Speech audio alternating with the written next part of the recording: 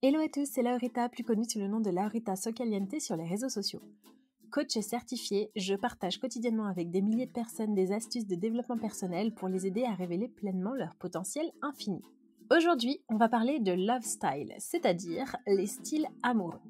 Si vous examinez en profondeur vos relations actuelles ou passées, attention, on parle bien de relations romantiques amoureuses, bien sûr, vous remarquerez peut-être que vous avez tendance à afficher le même type de comportement dans toutes vos relations, ou que peut-être vous vous orientez toujours vers le même type de profil, ou que vous avez toujours les mêmes névroses, les mêmes traumas qui reviennent.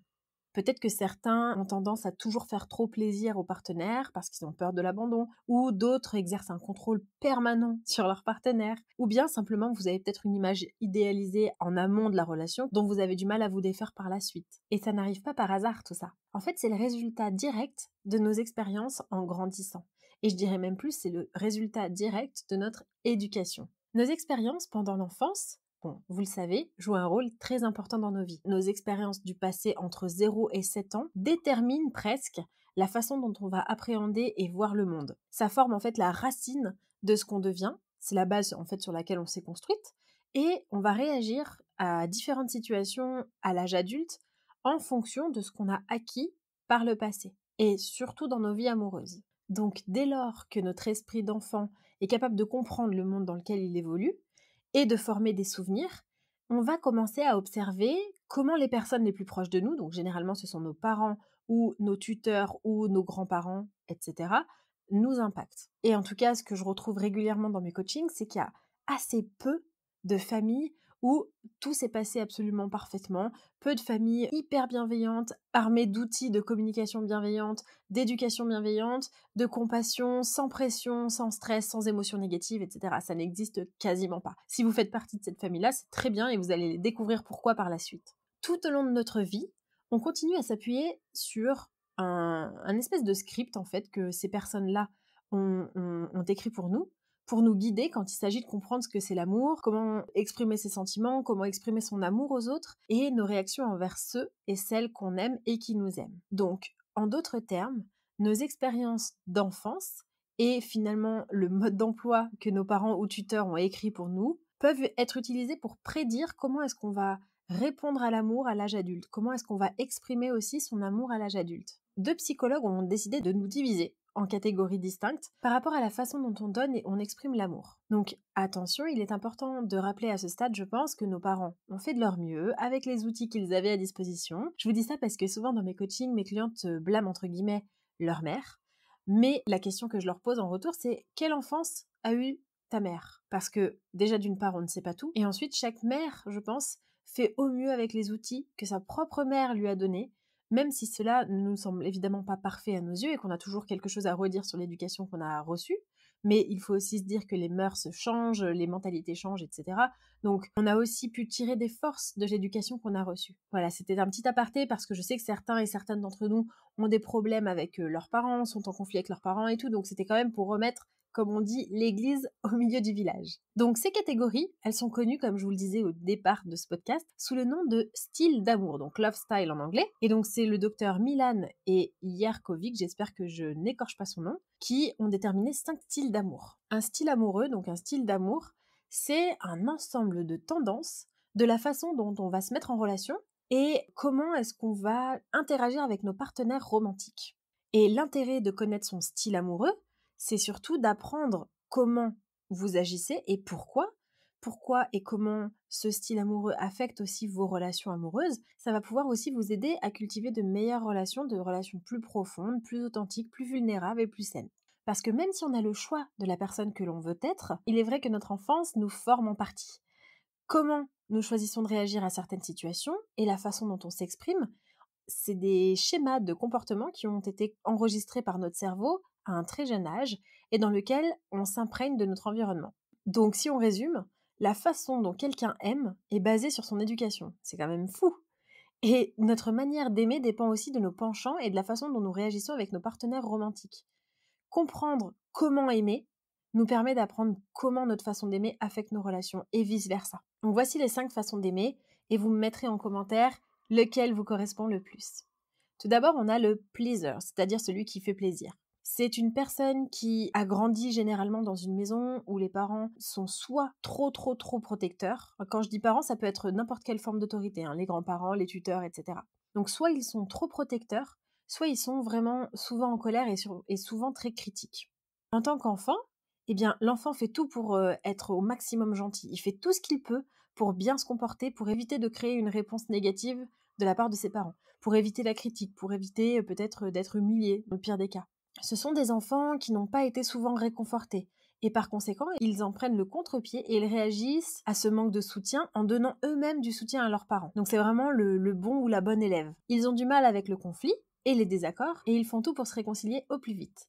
Ils ont du mal à dire non, et vu qu'ils veulent minimiser les conflits, ils ne sont pas toujours honnêtes, ils essaient toujours d'éviter la confrontation. Et quand le pleaser, il grandit, et qu'il devient adulte, il apprend à lire l'humeur des gens autour de lui pour s'assurer de garder tout le monde bien content. Mais quand il est stressé ou qu'il a l'impression de décevoir sans cesse une personne ou plusieurs personnes, parfois il craque, il s'effondre et il s'en va de la relation, il fuit. Le problème avec le pleaser, c'est qu'il s'éparpille souvent, qu'il se perd aussi, puisque du coup en essayant d'être parfait et d'être tout pour tout le monde, c'est pas réaliste. Et la dernière caractéristique de ce style amoureux, c'est que au lieu de fixer des limites avec des barrières très claires pour eux-mêmes, les pleasers, ils se focalisent sur les désirs et les besoins des autres. Et pour qu'un pleaser, si jamais vous êtes dans ce cas-là, que vous ayez une relation saine, il va falloir apprendre à être honnête face à ses propres sentiments. Mais ça veut déjà dire se demander quels sont ses propres sentiments. Donc au lieu de faire ce que vous pensez que les autres attendent de vous, parce que de toute façon ça sert à rien puisqu'on ne peut pas faire de suppositions, le but c'est vraiment d'exprimer simplement ses besoins. Ça c'était mon cas au départ, j'étais jalouse maladive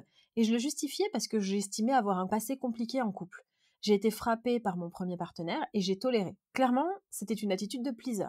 Et mes parents, pour le coup, étaient vraiment très protecteurs et critiques dans ma vie. Du coup, inconsciemment, je suis un peu devenue la petite fille modèle qui ne faisait pas vraiment de bêtises pour éviter de décevoir. Et ça s'est évidemment ressenti dans mes relations de couple au départ, parce que j'avais vraiment peur du conflit et du coup je faisais tout, je me pliais en quatre pour l'autre, juste par peur de le contrarier, par peur de le blesser. Et je me suis complètement perdue là-dedans, je me suis laissée écraser puis frapper parce que mon premier partenaire était violent et j'aurais pu partir au premier coup mais je suis restée un long moment. Je vous ai d'ailleurs fait un podcast sur les violences conjugales.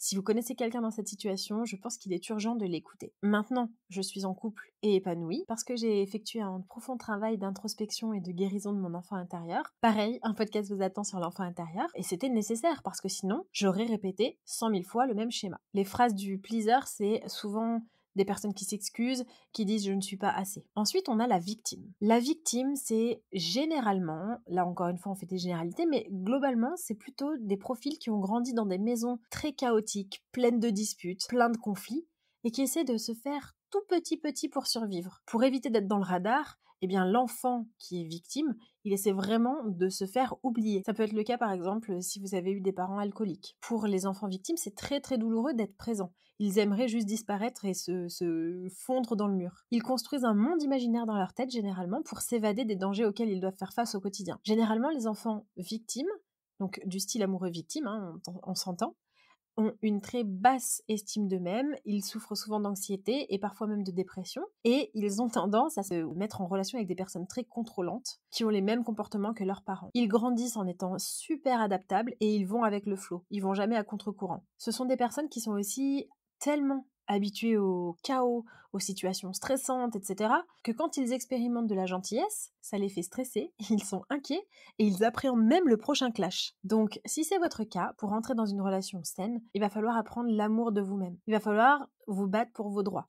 Il va falloir stand up, comme on dit. Quand la situation est très importante, c'est encore plus important d'apprendre à justement se donner de l'amour à soi-même. Et surtout, arrêter de se laisser marcher dessus. Ensuite, on a le contrôlant, qui lui a généralement grandi dans une maison où il n'y a pas de protection, ou peu de protection de la part des tuteurs. Ils apprennent du coup à se renforcer et à prendre soin d'eux par eux-mêmes.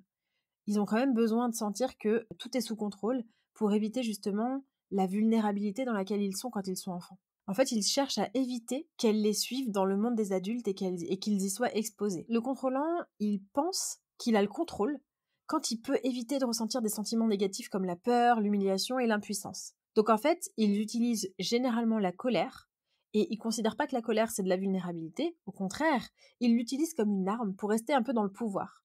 Donc les contrôlants, ils ont tendance à être assez rigides, mais ils peuvent aussi être assez imprévisibles. Généralement, c'est des personnes qui n'aiment pas trop sortir de leur zone de confort parce que du coup, ils ont l'impression d'être faibles et pas protégés, puisque forcément, ils se sentent vulnérables. Ils préfèrent aussi régler leurs problèmes tout seuls, en fait, c'est des débrouillards, ils essayent de faire les choses eux-mêmes. Et quand quelque chose ne va pas dans leur sens, ils s'énervent parce qu'ils sentent qu'ils perdent le contrôle. Donc pour une relation un peu plus saine et un peu plus apaisée, si jamais vous êtes un contrôlant, vous allez devoir apprendre à faire confiance, vous allez aussi devoir apprendre à lâcher prise et surtout travailler sur votre colère, travailler sur votre chakra de la colère.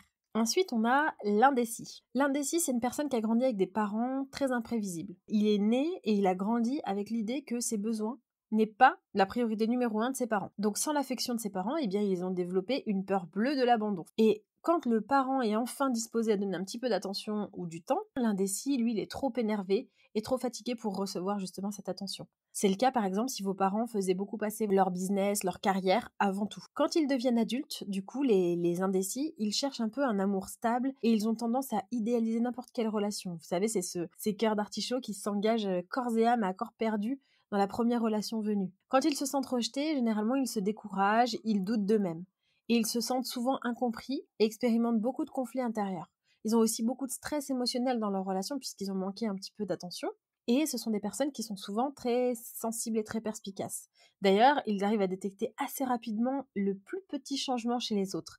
Et ils savent très bien dire quand une personne devient distante ou quand une personne va les quitter. Pour, si jamais c'est votre cas, entrer dans une relation plus saine, il va falloir apprendre à connaître les gens avant de s'engager trop fort et ne pas être blessé et déçu par ses propres attentes. Va falloir aussi apprendre à se calmer, à ne pas trop stresser, voilà, et ne pas s'engager trop tôt. C'est vraiment le message de l'indécis. Et ensuite, il y a l'évitant. L'évitant, c'est celui qui a grandi dans une maison avec un peu moins d'affection et avec beaucoup plus de priorité sur l'indépendance et l'autonomie. C'est des personnes qui apprennent très jeunes à prendre soin d'eux-mêmes, qui mettent leurs émotions et leurs besoins en pause pour gérer peut-être leur anxiété d'avoir si peu ou pas d'affection. Ils manquent aussi de réconfort énormément par leurs parents. Vous savez, c'est comme les injonctions qu'on dit aux enfants, aux petits garçons, relève-toi, t'es un homme, ne pleure pas. Il y a vraiment très peu de place à l'émotion et il y a beaucoup de place à t'es indépendant, t'es autonome, tu dois tout apprendre tout seul et tu dois faire tout seul. Les évitants, ils aiment beaucoup avoir leur espace. Quand ils deviennent adultes, ils aiment avoir leur petit espace à eux. Ils se fient beaucoup à la logique et ils ne se fient jamais à leurs émotions. Ils ont aussi du mal à les gérer et puis ils ont du mal à gérer les personnes qui ont des mood swings, c'est-à-dire des changements d'émotions super intenses et super vite. Vous savez, les personnes un peu lunatiques, un peu bipolaires. Donc, si vous êtes un évitant, il va falloir vous ouvrir et faire en sorte de vous exprimer de façon hyper honnête. Donc ça, c'est pareil, ça va être un travail de communication et de reconnexion à ses propres émotions pour comprendre, ok, qu'est-ce que je ressens là? Est-ce que ça me met en danger d'en parler à la personne en face ou pas? Et enfin, parce que là, si vous avez bien compté, on est déjà à 5, mais il en reste un dernier, et c'est le but que chaque style amoureux doit essayer d'atteindre. Et peut-être que c'est votre cas, si vous avez grandi dans une maison hyper bienveillante, avec comme éducation de l'éducation positive, et si c'est le cas, bravo à vous. Donc, l'état amoureux qu'on doit atteindre à la fin, c'est le connecteur sécure. Bon, c'est très moche en français, mais concrètement, c'est ce que ça veut dire. Les 5 styles d'amour que nous avons examinés montrent finalement les différents types de blessures émotionnelles que les gens peuvent subir pendant leur enfance, et surtout comment cette blessure affecte leur vie amoureuse à l'âge adulte. Quel que soit le style amoureux que vous présentez actuellement, vous devez aspirer à être un connecteur sécure. Ok? C'est le but. Donc le connecteur sécure, c'est une personne qui est à l'aise pour donner et recevoir de l'amour. En quelque sorte, c'est le stade ultime à atteindre pour une relation saine et épanouie, et il va falloir donc passer par une guérison de ses blessures et se détacher de son passé. Les connecteurs généralement reconnaissent très bien leurs forces et leurs faiblesses, celles des autres aussi, et ils arrivent parfaitement à interagir avec leurs partenaires amoureux sans les idéaliser, mais sans aussi les dévaloriser. Ils se montrent simplement vulnérables, authentiques, ils communiquent de façon très juste avec les mots justes, pas de communication passive-agressive, avec leurs partenaires. Les connecteurs n'ont aucun problème à communiquer leurs sentiments et leurs besoins. Ils sont doués pour résoudre des conflits et sont totalement à l'aise avec le fait de fixer des limites personnelles. C'est des personnes qui ont confiance en eux, qui connaissent leurs valeurs et qui savent exactement ce qu'ils veulent et où ils veulent aller. Et donc ce sont des personnes qui ont généralement des relations beaucoup plus saines et beaucoup plus stables avec les autres. Pour savoir si vous êtes un connecteur sécure, vous allez pouvoir vous poser les questions suivantes. Est-ce que vous avez un large éventail d'émotions que vous n'avez aucun problème à exprimer de façon appropriée? C'est-à-dire, est-ce que ça vous arrive de mettre des mots sur vos émotions? Est-ce que vous avez un problème à les exprimer ou est-ce que pour vous c'est facile?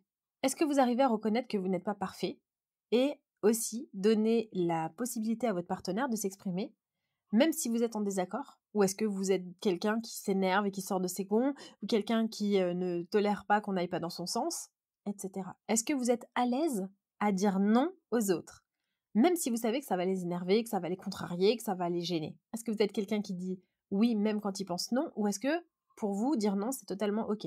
Est-ce que vous trouvez facile de demander et de recevoir de l'aide des autres lorsque vous en avez besoin? Si vous avez répondu oui à ces questions-là, alors peut-être que vous êtes un connecteur sécure. Nos expériences d'enfance ont un impact énorme sur la façon dont nous exprimons et recevons l'amour pendant l'enfance, mais également pendant l'âge adulte. En fonction de la façon dont vous avez été élevé, la majorité des gens tomberont dans les styles d'amour décrits un peu plus tôt.